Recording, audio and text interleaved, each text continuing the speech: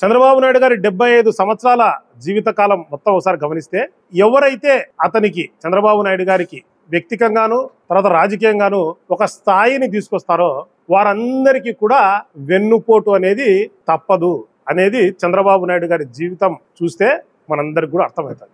ఆయన వెన్నుపోటు అనేది 1995 నుంచి మొదలైంది.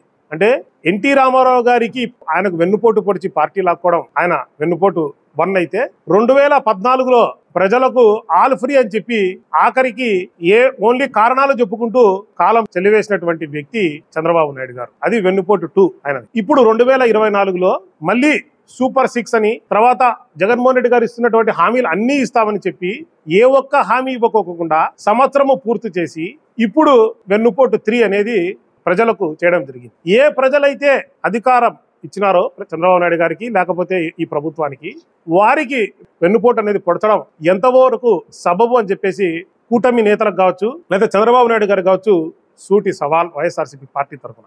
చంద్రబాబు నాయుడు గారి స్పెషాలిటీ ఏమిటంటే ప్రజలకు కావచ్చు లేదా ఎవరైనా కానీ ఆయన వెన్నుపోటు పొడవాలనుకునే వాళ్ళకు ఎప్పుడు వెన్నుపోటు పొడిచినాడరా అనే రీతిలో ఆ వెన్నుపోటు ఉంటుంది. అంటే అయిపోయిన తర్వాత తెలుసుకుంటారు తప్ప ముందుగా ఎవరు తెలుసుకోలేరు. పెన్షన్ 4,000 అన్నాడు. సో అందరూ ఏమనుకుంటారు 48,000 మాకు వచ్చేస్తుంది, అదొక 48,000. దాని తర్వాత ఇంట్లో ఎంతమంది పిల్లలు ఉంటే అంతమందికి 15,000 ఇస్తామన్నాడు, తల్లికి వందనం. సో ఇద్దరు ఉన్నారనుకుంటే అదొక 30,000. ఆ 48 ఈ 30 78.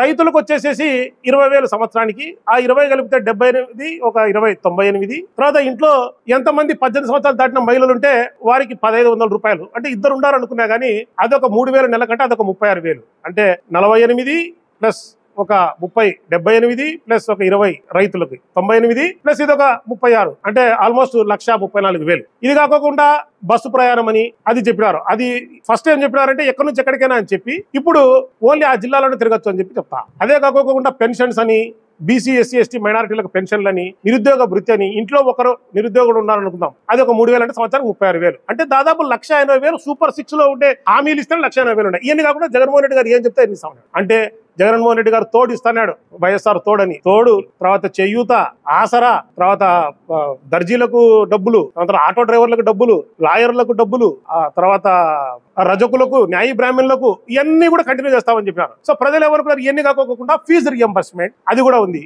సో ఇవన్నీ కాకోకుండా ఆరోగ్యశ్రీ. సో ఇవన్నీ చూస్తే ప్రజలు ఎవరు మాకు ఎట్లయినా 2.5 లక్షల నుంచి 3 లక్షలు వస్తాయి సంవత్సరానికి అనుకున్నారు. జగన్మోహన్ రెడ్డి గారి కాలంలో 5 సంవత్సరాల్లో చూస్తే సంవత్సరానికి ప్రతి ఇంటికి లబ్ధి జరిగింది. అంటే లబ్ధిదారులు చూస్తే ఒక 65,000 నుంచి 80,000 మధ్యలో ఉంది. అంటే కొందరికి ఎక్కువ తక్కువ ఉండొచ్చు, ఎందుకంటే ఆరోగ్యశ్రీ ఎక్కువ తక్కువ పడి ఉంటుంది అట్లా చూసుకుంటే. సో ఆయన దాంట్లో సంవత్సరానికి ఒక 7,000 నెలకు 7,000